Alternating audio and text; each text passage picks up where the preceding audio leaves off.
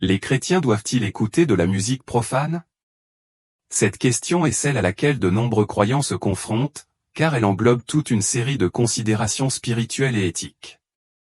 Les musiciens laïcs possèdent indéniablement un talent remarquable, et leur musique peut offrir un immense plaisir et une valeur artistique. Pourtant, on s'inquiète de plus en plus de l'influence croissante de la musique profane qui s'aligne sur les idéologies de l'Antéchrist. On trouve un exemple poignant de cette tension dans le dernier album d'Eminem, The Death of Slim Shady Kagr. Cette sortie très attendue, qui est sortie le 12 juillet 2024, représente le 12e projet studio d'Eminem. L'album explore un récit conceptuel profond, plongeant dans la lutte interne entre Eminem et son célèbre alter ego, Slim Shady. Non seulement il a été largement salué par la critique, mais il a également connu un succès commercial remarquable.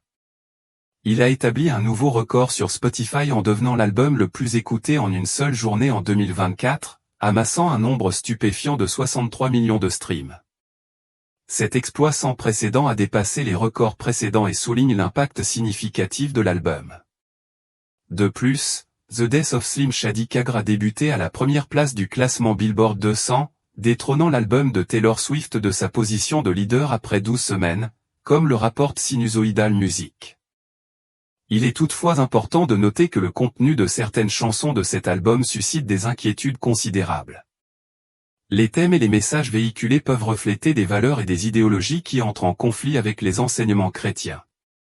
Cela met en évidence le débat en cours sur le rôle de la musique profane dans la vie d'un croyant et son impact potentiel sur son cheminement spirituel. Considérez les titres de certains morceaux du dernier album d'Eminem, The Death of Slim Shady Kagr. Parmi eux figurent Evil, Lucifer et Antichrist. Le 8e morceau, Antichrist, contient un refrain provocateur qui déclare « Marshall, c'est l'Antéchrist ». Il va découper en morceaux hommes, femmes et enfants. Une fois de plus, allez. Son nom est Marshall, c'est l'Antéchrist. Bien que ce refrain soit hyperbolique et ne doive pas être pris au pied de la lettre, il soulève des questions importantes sur les raisons pour lesquelles un artiste choisirait de centrer une chanson sur un tel thème. La tendance vers un contenu davantage axé sur l'Antéchrist dans la musique moderne est de plus en plus perceptible et troublante. Ce problème s'étend au-delà d'un seul artiste ou genre. Par exemple, le hip-hop et le rap incluent souvent des paroles explicites qui glorifient la violence, la toxicomanie et d'autres comportements immoraux.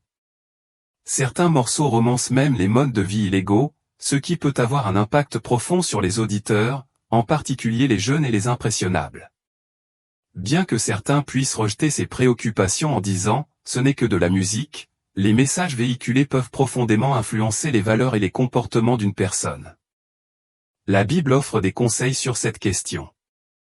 Dans Philippiens 4:8, nous sommes invités à nous concentrer sur ce qui est vrai, honorable, juste, pur, aimable et digne de louange. Au reste, frères, que tout ce qui est vrai, tout ce qui est honorable, tout ce qui est juste, tout ce qui est pur, tout ce qui est aimable, tout ce qui mérite l'approbation, ce qui est vertueux et digne de louange, soit l'objet de vos pensées. S'il y a quelque vertu et s'il y a quelque louange, pensez à ces choses. Ce verset met les chrétiens au défi d'évaluer si la musique qu'ils écoutent s'aligne sur ces vertus et de réfléchir à son impact sur leur bien-être spirituel. Il y a une histoire fascinante à propos d'un jeune homme qui a vécu une vie imprégnée de la culture des gangs. Dans son témoignage, il a décrit l'influence profonde de la musique sur ses actions.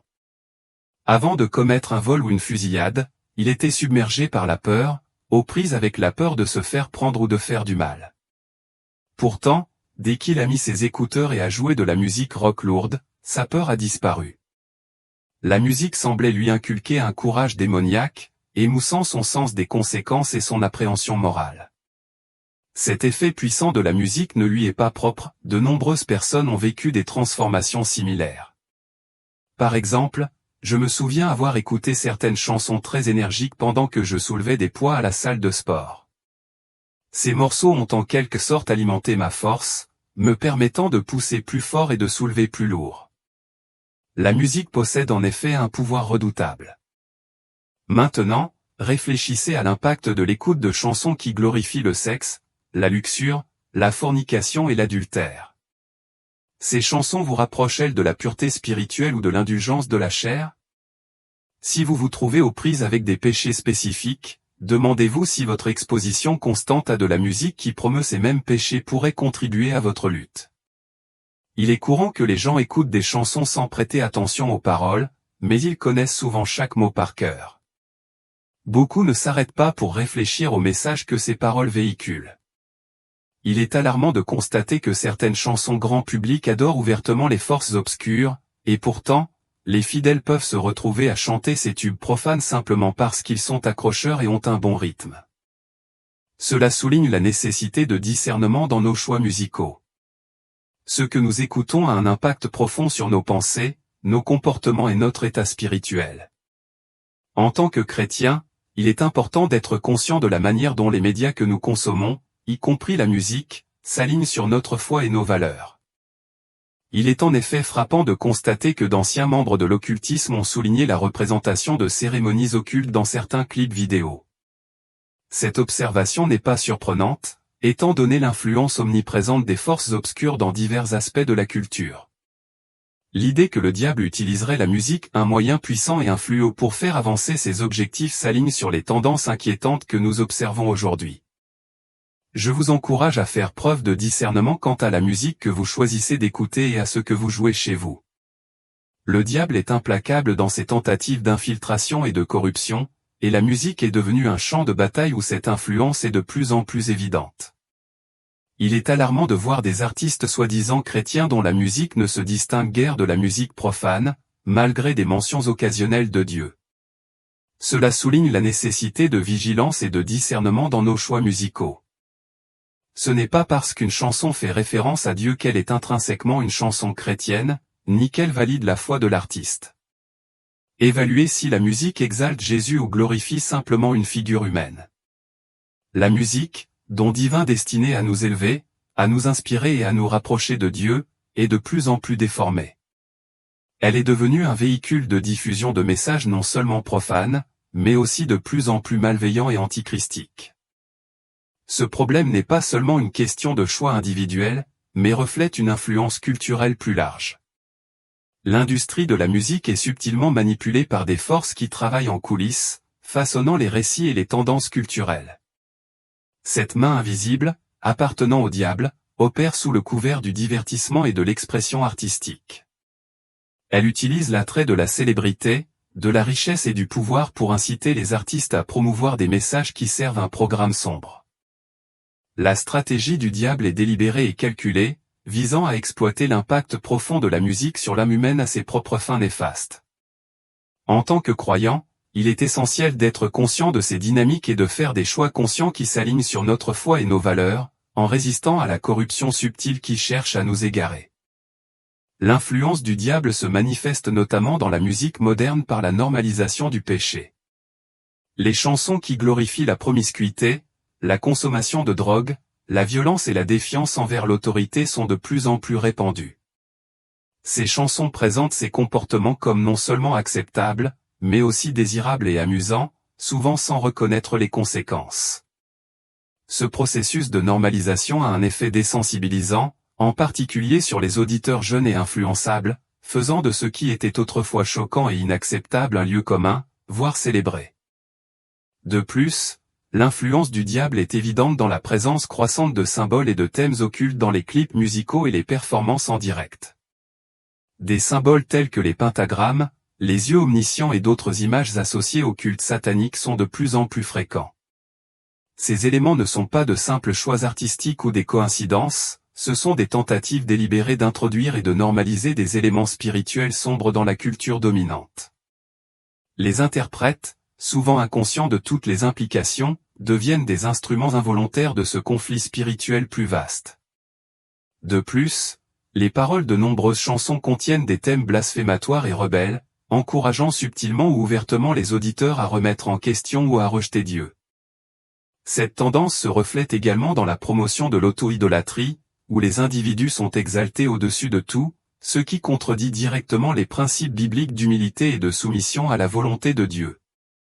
Le but de cette manipulation spirituelle est de détourner l'attention de Dieu et de la placer sur soi-même, favorisant une culture du narcissisme et de l'apathie spirituelle. La musique a subi une transformation spectaculaire au fil des ans, les chants d'amour et d'affection authentiques étant de plus en plus remplacés par des hymnes célébrant la luxure et les désirs immoraux. Les chansons populaires d'aujourd'hui glorifient souvent des comportements contraires aux enseignements de Dieu, transformant ce qui devrait être une expression d'amour en de simples célébrations du péché et des désirs charnels. Nous devons nous rappeler du pouvoir profond de la musique. Elle influence nos pensées, nos émotions et nos comportements de manière significative. Dans 1 Samuel 16h23, nous voyons comment la musique de David avait le pouvoir d'apaiser l'esprit troublé du roi Saül. De même, la musique d'aujourd'hui a le potentiel de nous rapprocher de Dieu ou de nous éloigner de lui. Malheureusement, une grande partie de la musique profane moderne semble nous orienter dans cette dernière direction, promouvant des modes de vie de plus en plus éloignés de la justice à laquelle Dieu nous appelle. En observant la trajectoire du monde et d'Hollywood, il est de plus en plus évident que l'industrie musicale adopte un contenu plus explicite et blasphématoire. Les artistes se moquent ouvertement de Dieu et leurs œuvres glorifient souvent la consommation de drogue, l'immoralité sexuelle et la violence. Les chansons qui arrivent en tête des palmarès sont chargées de blasphèmes et de messages destinés à désensibiliser les auditeurs au péché. Ce qui pourrait sembler être un divertissement inoffensif est, en réalité, un poison spirituel qui nourrit nos âmes. La Bible nous donne un avertissement clair sur l'époque dans laquelle nous vivons. Dans 2 Timothée 3, 1-5, nous lisons « Sache que, dans les derniers jours, il y aura des temps difficiles. Les hommes seront égoïstes, amis de l'argent, fanfaronnants, hautains, blasphémateurs, rebelles à leurs parents, ingrats, irréligieux, insensibles, calomniateurs, intempérants, cruels, ennemis des gens de bien, traîtres, emportés, enflés d'orgueil, amis du plaisir plus que de Dieu, ayant l'apparence de la piété, mais reniant ce qui en fait la force. N'aie rien à faire avec de telles personnes. » Ce passage constitue un rappel poignant de la décadence morale et spirituelle décrite dans les Écritures. Les musiciens jouent un rôle essentiel dans la formation de la culture. Ils sont idolâtrés, leurs paroles sont mémorisées et leur style de vie est imité par beaucoup. Lorsque ces personnalités influentes utilisent leur plateforme pour promouvoir les ténèbres, cela crée un effet d'entraînement dans toute la société. Les jeunes esprits, en particulier, sont très influençables et sont induits en erreur par les messages qu'ils absorbent à travers la musique.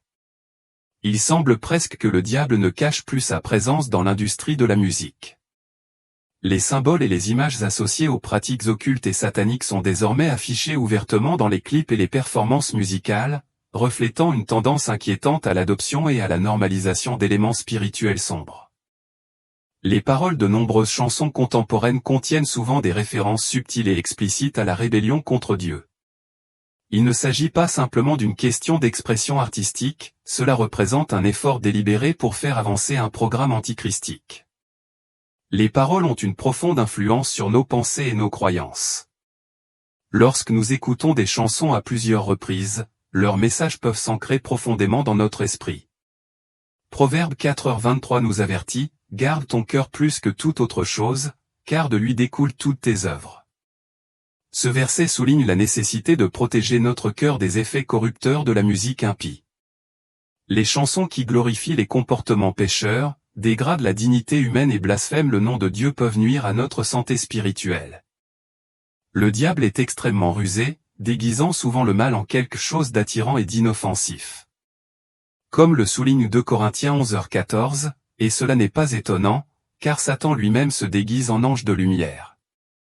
La musique profane moderne, avec ses mélodies entraînantes et ses rythmes contagieux, peut être particulièrement séduisante. Cependant, il est essentiel de regarder au-delà de la surface et de discerner les messages sous-jacents. Ce qui peut sembler inoffensif ou divertissant peut subtilement nous éloigner du chemin de la justice et nous mettre en danger spirituel. Nous devons être vigilants et perspicaces, en veillant à ce que nos choix musicaux ne compromettent pas notre foi ou notre bien-être spirituel.